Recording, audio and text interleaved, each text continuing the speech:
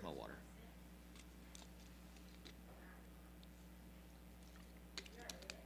He's ready, I guess.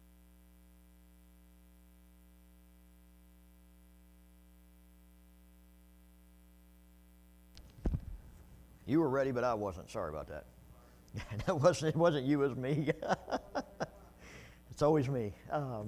So last week we were talking, we left off where Satan had come into heaven, and because God was looking for somebody to send a lie, if you will, to the false prophets to encourage Ahab to go up against Ramoth-Gilead and go to war against it. And that's kind of where we left off last week there. I'm going to pick up in verse 23. Actually, let me go back up to 22. I'll read it, and then we'll go down to 23, because we kind of need that to transition. And the Lord said unto him, wherewith? And he said, I will go forth, and I will be a lying spirit in the mouth of all the prophets. And he said, thou shalt persuade him, and prevail also, go forth and do so. So there we see God giving the permission to him to do that. Now, we're going to come back to that in just a second. Now, therefore, behold, the Lord hath put a lying spirit in the mouth of all thy prophets, and the Lord hath spoken evil concerning thee. But Zedekiah, the son of Chenaanah, went near and smote Micaiah on the cheek, and said, which way went the Spirit of the Lord from me to speak unto thee? Now, let's go back and talk about this just for a minute. Now, where else have we seen Satan talking to God about being able to tempt or afflict, if you will, other people? Where? Job, right? Job. So in Job. Now, if you remember, Satan had no power over Job until what? God allowed it. God allowed it. Hey, bud. Is he all right? Okay. All right. So we saw it back in Job. And Satan gave him permission. And, when we look at it here, it's kind of hard for us to understand, why would God allow a lying spirit to be sent? Well, remember a couple of things. One is who it was sent to. It was sent to all the false prophets. Now, remember, these are the 450 false prophets that are there, that are claiming to be able to prophesy in the name of the Lord. And the reason they did that was because the king of Judah had come up and asked about a prophet of God. And that's where we've run into Micaiah. And here we see, and the Lord said unto him, wherewith? And he said, I will go forth, and I will be a lying spirit in the mouth of all his prophets. Now, what do we know about Satan? What's he look like? Anybody know? We've all seen the pictures, right? We all know what he looks like. He's got the little tail and the pitchfork and the horns. That's that guy, right? Not even close. And that's ironic how we ever came up with that. Now, here's a couple of things as well. When you look back in the garden, what was the curse given to Satan? That he would do what? Crawl on his belly. So what's that tell us that he didn't do before that? He didn't crawl on his belly, did he? Yeah, he either had legs, wings, or something like that. Was he a serpent? Yes, but not in the form that we would think. Now, the other thing was this. When we see the description of Satan given, it's nothing like it's being portrayed, especially like we tell kids. What we tell kids many times is nothing but a straight up lie. It really is.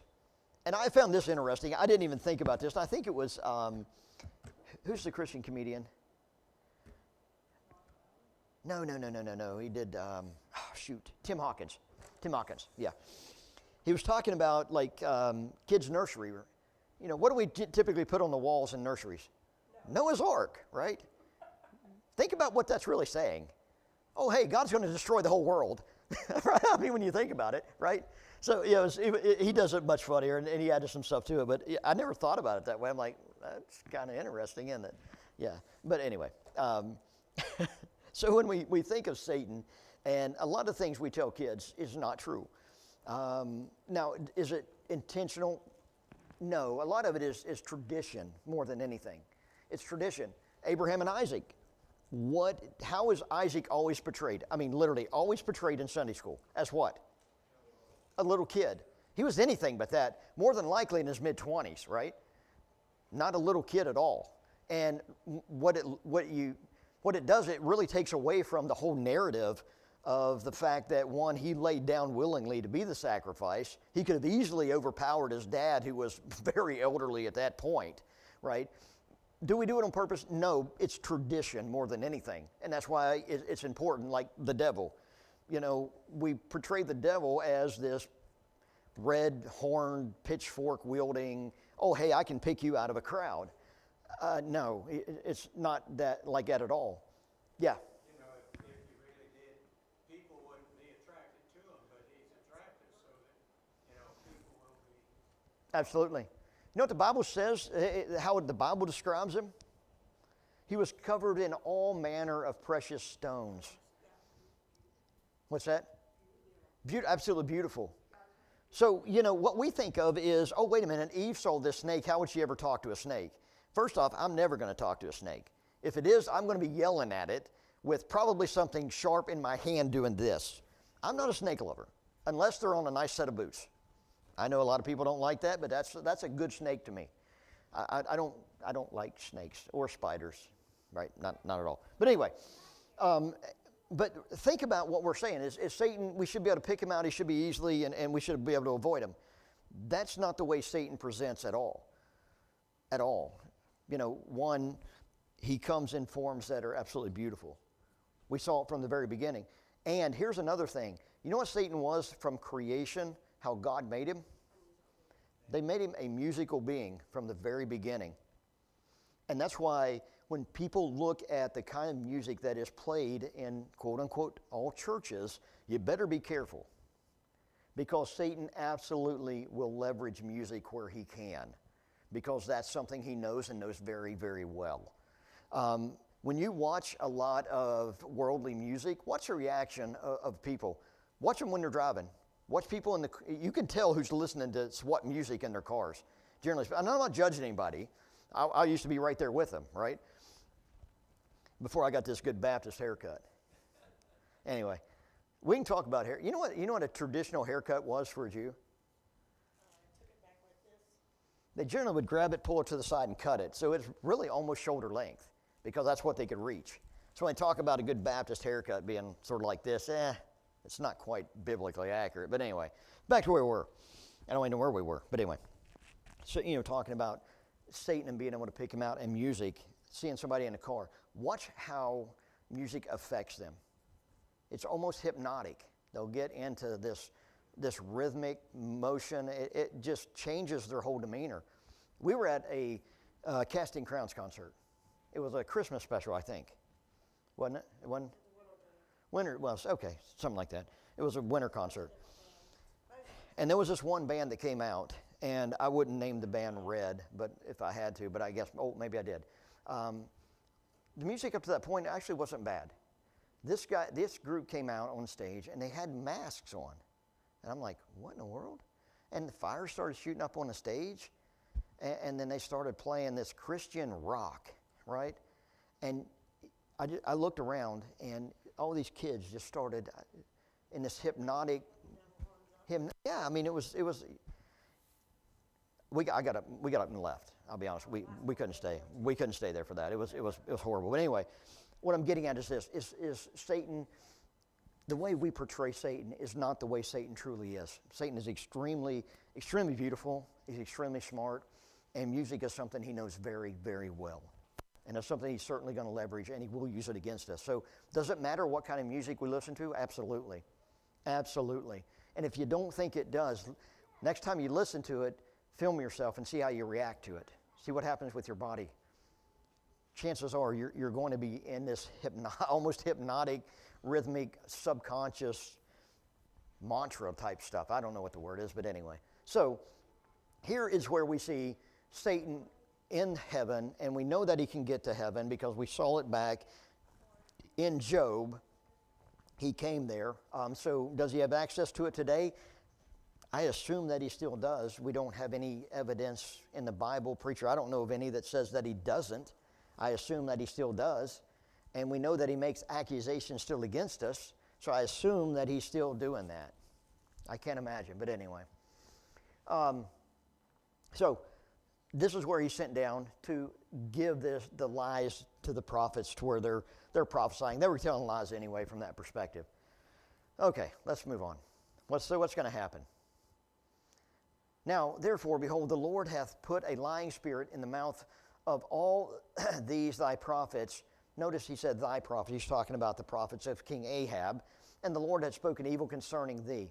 Now, what's going to happen here is Cheniah basically is going to go and hit the prophet Micaiah. And Micaiah is going to get thrown in prison. Is what's going to happen. There's about 10 verses through here, so that speaks to that. But the one thing I want you to see is what happens to him. There's one statement down here in verse 27. And say, thus saith the king, talking about Ahab, put this fellow, talking about Micaiah, in the prison and feed him with bread of affliction and with water of affliction until I come in peace. Anybody want to take a guess of what that is? The bread of affliction and water of affliction? No, actually it didn't. It really doesn't have anything to do with anything other than the quantity of it. It's just enough to keep them alive, just so they don't die. When he talks about the water of affliction and the bread of affliction, it's just enough to where he will stay alive, nothing more. So when you see that and it's talking about it, it's not like it's intermixed with something like we would think gall or bitter herbs or anything like that. It really has to do with the quantity of it. They just wanted enough to basically make him suffer, is what it boils down to. So that's what it's talking about here. I'm going to fast forward just a little bit and pick up where we go here. In verse 28. And Micaiah said, if thou return at all in peace, the Lord hath not spoken by me. And he said, hearken, O people, every one of you. So the king of Israel, now who's the king of Israel at this time? Is Israel the northern or southern kingdom? You got a 50-50 chance. Northern. I did too. That's why I was saying it. It's the northern kingdom, right? Northern kingdom. How many tribes do we say traditionally made up the northern kingdom? 10 tribes, right? And 2 tribes made up what? The southern kingdom, which is called Judah, the kingdom of Judah. Perfect. Awesome. All right. I don't feel like I've not wasted my time. You guys are smart. All right, here we go. And the king of Israel said unto verse 29. So the king of Israel and Jehoshaphat, the king of who? Judah. Wait a minute. These 2 guys weren't really allies, were they? Not so much. So what are they doing? They have a common enemy that's greater than each other. Basically, a threat that both of them want to see gone. And they're going over to Ramoth-Gilead, which is on the east side of the Jordan River, just southeast of the Sea of Galilee. So that's where they're headed.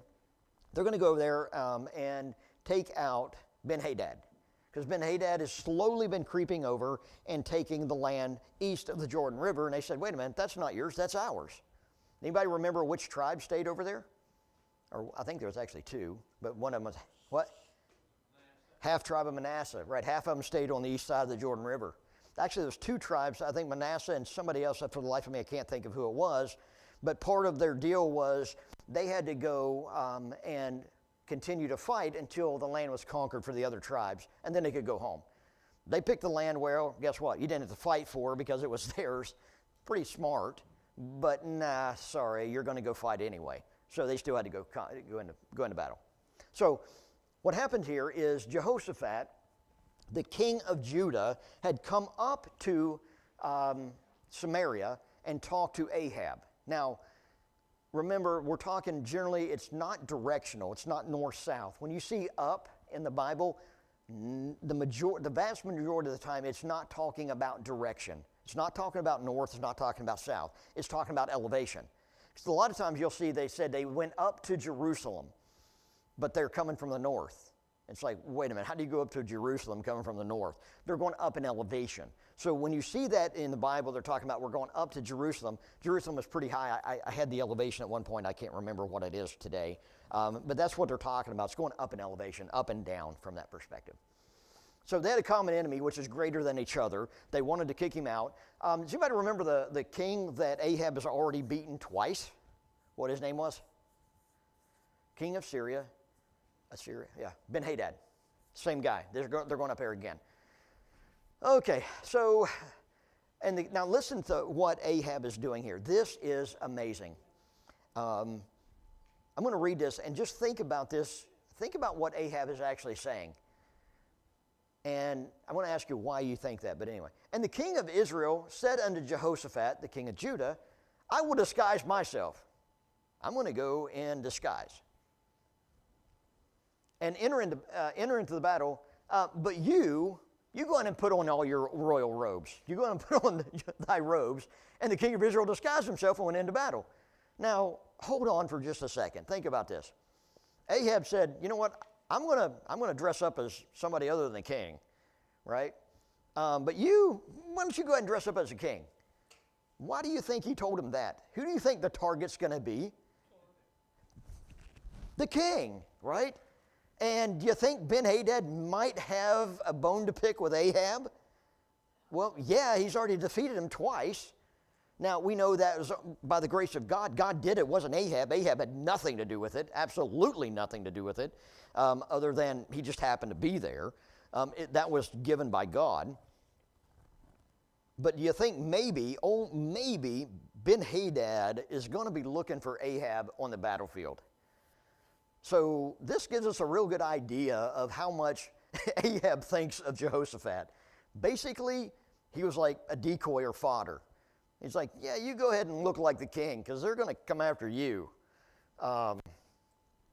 And what generally happens when a king is killed or taken out? There's usually a lot of chaos that ensues. I have to wonder and ask myself if there was a dual-purposed reason, and I know that's not correct, but anyway, it's Wednesday night and it's late and I'm tired, but you get that, as to why he did that. One, obviously, to distract the attention of Ben-Hadad and the Syrians to go after him and not Ahab, so we know he's a coward, right? Obviously, he's a coward. But I also wonder if his intention and hopes was that Jehoshaphat would fall in battle, and then that would leave the kingdom of Judah without what? A king. And generally, when a king is not there, it'll fall into disarray, at least temporarily, and maybe give Ahab an opportunity to do what? Invade the kingdom of Judah. Now, why would we even contemplate that or think that as a possibility? Well, think of what's happened prior to the 3 years of peace. Ahab was given victory over probably the greatest army that they knew of that day. Not once, but twice. So what he's seen is he's been victorious in battle. He may have that I can't be beaten mentality and thinking, you know what? Not only am I going to take out Ben-Hadad and I'll have the Syria an empire, but when I'm done there, I'm just going to swing south and take over Judah. He would have the entire region. The entire region. He would have one of the largest kingdoms known. And so, megalomaniac, absolutely. So I do believe the reason for this, I'm not so sure if it was the fact that Ahab was so much as a coward as he was just maybe a little cunning, thinking, you know what, this could really work out in my benefit. We're going to take out the king of Syria, and then very likely he's going to be a target. He's probably going to get wounded and die, and then I can just swing south and take over the entire region. I don't know. That's what I'm thinking. But let's see what happens. Let's see if that works out very well for him. So I think that's his plan. Verse 31, but the king of Syria, oh, don't you love it when the next verse starts with what? But. But. Now, let's think about but for a reason. How many times has that come to fruition in our lives? This is what I want to do, Lord. And the Lord's like, yeah, but that's not my will for you. Yeah, so that's a pretty powerful word, especially, when we think about all those places that we've been and the things that we think we ought to be doing, and God says, yeah, but. But the king of Syria commanded his 32 captains, well, those guys sound familiar, we saw them prior, didn't we? That had rule over his chariots, saying, fight neither with small nor great, save only with the king of who? Isn't Didn't say the king of Judah, did he? But wait a minute, the king of Judah's coming as well. And obviously he knows that. He's got scouts, they've got spies, they know who's coming. But he said, look, I want you to take out, I don't care who else is on that battlefield. I want you to find the king of Israel and take him out. That's your target. Go back one verse. You think maybe Ahab had an inkling that that was going to happen? Yeah, probably so. What do you say? Okay, probably not. All right. But the king of Assyria commanded his 32 captains that had rule over his chariots, saying, fight neither with small nor great, save only with the king of Israel. He said, I don't care what else you encounter, what else you see on the battlefield. When you see the king of Israel, that is your number one target. You take him out. Now, let's see what happens. You know what? This may work now. Let's see if it works. Oh, praise God. And it came to pass when the captains of the chariots saw Jehoshaphat, because they only see one in kingly apparel, right? Jehoshaphat, that they said, surely this is the king of Israel. Now, why would they say that? Think about Ahab. Ahab certainly is sort of, well, he always wants to be seen and known as the king. So in their eyes, in their mind, anybody dressed like that had to be Ahab. As egotistical and arrogant as this guy is, he's going to come to battle wearing all the garment. So that's got to be him, surely. So that's what they're thinking, right? But it wasn't. It was Jehoshaphat. That they said, surely it is the king of Israel. And they turned aside to fight against him. And Jehoshaphat cried out. He said, wait a minute, guys. Hold on. I'm not Ahab, right? And it came to pass that when the captains of the chariot perceived that it was not the king of Israel, that they turned back from pursuing him. Now, that's ironic. And you want to talk about well-trained. These guys were very disciplined. Very disciplined. Because think about it. If they had an opportunity to take out any opposing king, that's bragging rights. That's the notch on the bow or whatever. But you know what? That's how disciplined these guys were. They said, nope, that's not him. That's not our target. Let's go find him. And they let him go. That's pretty amazing when you think about it. You want to talk about discipline? That's discipline. And we can certainly learn something from that today. How many times do we know what the Word of God says that we should do and we don't? Out your amen. And it came to pass when the captain of the chariot, okay, so verse 34. And a certain man drew a bow at a venture and smote the king of Israel between the joints of the harness. Wherefore he said unto the driver of the chariot, turn thy hand and carry me out of the host, for I am wounded. Now, this was, some would say this was luck, a lucky shot. He said, you know what, he just took a shot at this. A random shot is really what it's saying. But was it a random shot? No, I don't believe that at all. I think that arrow was guided by God, if you want my opinion. I certainly do. Because God had sent his prophet and told Ahab that you're going to die. You're going to die. And this is the fulfillment of that prophecy. When it said a certain man drew a bow at a venture, basically he just took a pop shot at a venture is really what it's saying. He just took a pop shot, maybe not even expecting to hit anything, but he took it, and he did. He smote him to the point that he was going to die. It was a deadly wound. And the battle increased that day, and the king was stayed up in his chariot against the Syrians and died at even. And the blood ran out of the wound into the midst of the chariot. Now, that's to fulfill a prophecy that we're going to see in just a second. And there went a proclamation throughout the host about the going down of the sun, saying, every man to his city and every man to his own country. Now, I believe this is what Ahab was sort of planning in this grand scheme. If Jehoshaphat falls, the army of Judah is going to scatter. They're already away from Jerusalem. They're away from the southern kingdom. They're going to scatter. This is a perfect opportunity for me, once this is done, to really ride unopposed into Jerusalem. That's what generally happens when the leader falls. But it wasn't the leader of Judah. It was the king of Israel that fell. So the king died and was brought to Samaria, and they buried the king in Samaria. Now, here we go. And one washed the chariot in the pool of Samaria, and the dogs licked up the blood, and they washed his armor according unto the word of the Lord which he spoke. Now the rest of the acts of Ahab and all that he did, and the ivory house in which he made, whew, can you imagine that? And all the cities that he built, are they not written in the book of the Chronicles of the Kings of Israel? So Ahab slept with his fathers. Now, I'm going to come back to this in a second. I want to talk about something that there's some, teachings that is so false. And Ahaziah, his son, reigned in his stead. Okay, a couple things. Now, this is the first dynasty of the northern kingdom. It started out with Omri, who was the father of Ahab. So you had Omri, Ahab, and Ahaziah. That's three. I think they had a combined of about 40 years of rule, but that was really the first dynasty we saw in the northern kingdom, all of which were absolutely horrific. But when it says, so Ahab slept with his fathers, what does that mean? He died and was buried. Well, there's this false teaching out there about soul sleep, that when we die, we just go into this stasis of sleep, and they call it soul sleep. I don't know if you guys have heard that or not. And a lot of it they get from things like this. So Ahab slept with his fathers. That's not what the Bible says. The Bible tells us that we're absent from the body, we're what? Present with the Lord.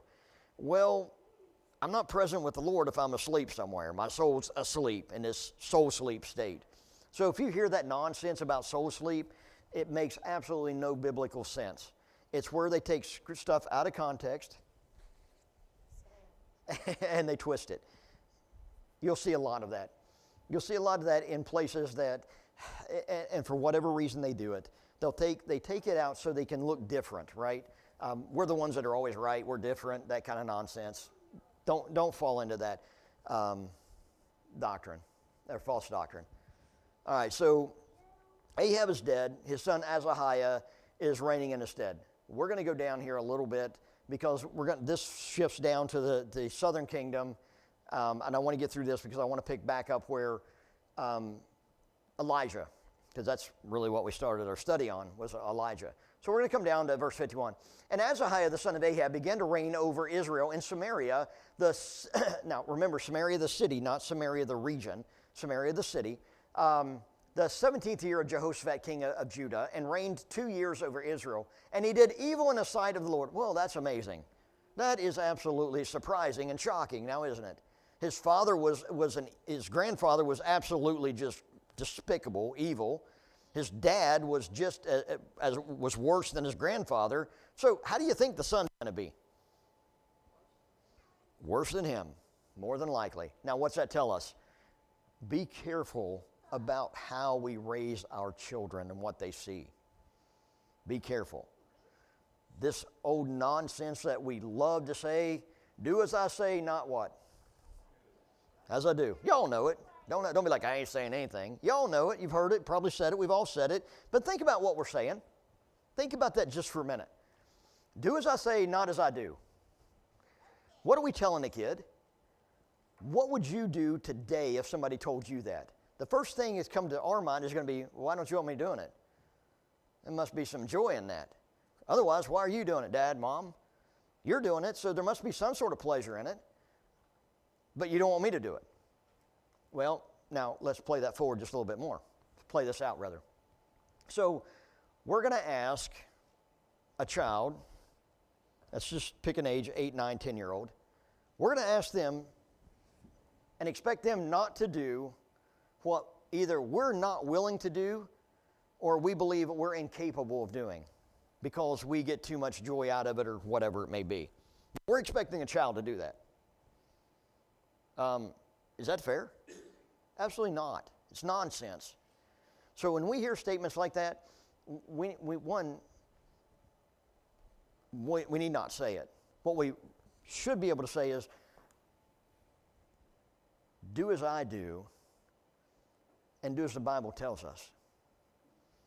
Because what I generally do, and I learned this a long time ago, and it bothered me greatly. But I asked myself the question, would I want my kids to grow up and be like me? Would I want my kids to grow up and be just like me? And my answer is no. No. I got a lot of faults. I got a lot of, I do. I've got, just like everybody else. And some years ago, that really hit me hard. And that's when I came to that realization is, you know, I'm asking my kids to do what I'm not even willing to do myself. And how fair is that? You know, we get one chance at raising these kids. One chance. We going to make mistakes? Oh, yeah, absolutely. And how many times have you all heard this? Well, they don't make a manual for raising kids. Hold on. I'd like to submit Exhibit A, the King James Bible. They absolutely make a manual for raising kids. It's right here. They do. The problem is we don't like what it says most of the time. Because that means we got to raise our kids different than the rest of the world. Do this. Yeah, we do. Yeah, we do. Right? But this is a perfect example. Father after grandfather, grandson after grandfather.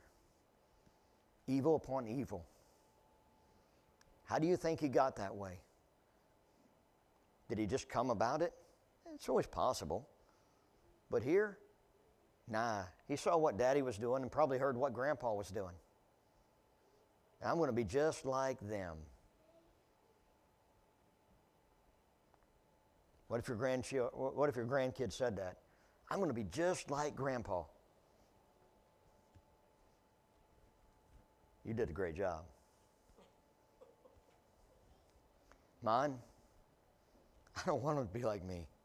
I want them to be better than me. Because it took me a long time to realize how wrong I was. Now, today's today and tomorrow's tomorrow. We learn from that. But this is a perfect example. These kids are watching us. And what we do, they think is right. And what we do, they're going to see there's some value in it. Now, whether that's worldly value or spiritual value, if we're doing it, they're seeing value. They don't understand the difference at their age. So we got to be careful. We got to be careful. And these kids, oh my gosh, they're smart. Brilliant. You want something done electronically? Find yourself a 5-year-old. They can do it. I consider myself fairly technically versed, right? Capable. These kids are amazing. I mean, absolutely amazing what they can do. I remember they're talking about Brandy's phone, is my grandson. And she's got a bunch of old iPhones they play with. And they looked at her and said, these things are, what was it? Glitchy and laggy. You know, I didn't even know what that meant, you know, until I was older in IT. And I'm like, these little kids, they understand it. But anyway, understand this, that they're watching everything we do. Perfect example we see right here in the fact that Azahiah had seen what his dad did. He saw his dad got enjoyment out of satisfaction. Or let me say this, what we do, we put value in. What we do, we put value in. We value it. Otherwise, why would we do it? So we got to be careful about where we place our values because the kids are watching and they're going to learn from us. They certainly are. And he did evil in the sight of the Lord and walked in the ways of what? His father. Going to be just like Dad. And in the ways of his mother, Mom, you're not getting off that easy. There you go. And in the ways of Jeroboam, the son of Nebat, who made Israel what? To sin. Jeroboam did that. Now, what do we know about Jeroboam? We're gonna finish here with Jeroboam. We're gonna finish a little early this evening. Would you believe that Jeroboam, this Jeroboam that they're talking about, actually served King Solomon? King Solomon saw him when he was building one of the city fortresses, saw how well this guy was doing and how smart he was, and put him in charge of, which tribe was it? Daggone. It escapes me. But basically put him over the collection of the monies and overseeing of that tribe. Which? Levi? I'm not sure. Is it? Okay. Yeah, I can't remember.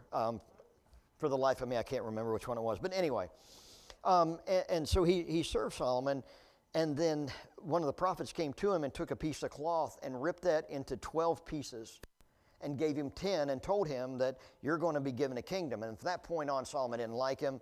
Jeroboam fled to Egypt and stayed there until Solomon died. After Solomon died, Rehoboam took the throne, and then Jeroboam actually went up north and convinced the north to succeed from the south, if you will. It kind of sounds like the country. But anyway, so that's how Jeroboam got into power. He actually worked for King Solomon. King Solomon saw the capabilities that he had, promoted him, and then he sort of, after that prophecy, Solomon didn't like him, so he fled to Egypt.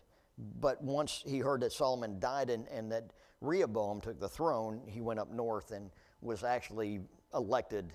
Now, the only way he got elected as king was the greed of Rehoboam. Rehoboam took the advice of the younger counselors and basically made the taxes and everything worse than his father Solomon. And that's why the north rebelled, and that's how Jeroboam got into power. One man's greed split the entire nation of Israel, and that was Rehoboam's. So anyway, that's Jeroboam. That's how Jeroboam got up there. For he served Baal and worshipped him and provoked to anger the Lord God of Israel according to all that his father had done. Now, the other thing that Jeroboam did when he went up north is he actually created places of worship because he did not want any of the 10 tribes traveling to Jerusalem to worship and sacrifice. So he made a couple places up north. That way they wouldn't even travel down to the south because he did not want them intermixing with the southern kingdom. But that's really how the kingdom got split. It was by the greed of Rehoboam. He took the advice of the unwise, the younger ones, the youth, over that of the older men. And there's a lot to be said there. One of the things that I want to get done as soon as the weather permits is getting a men's study group together.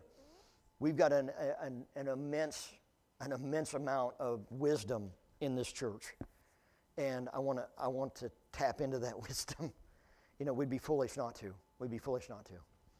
So that's kind of where we are. We left off there. Ahab is dead, and what we're about to see is we're going to see Elijah come back onto the scene, and then shortly after that, we've got about 3 more encounters with Elijah, and then Elijah will be out, and we'll pick up another study after that. But questions, comments, concerns? I love this part of our week. I love getting into the nitty-gritty details of the history behind it. Anyway, all hearts and minds clear. Brother Rex, why don't you close us in prayer, please?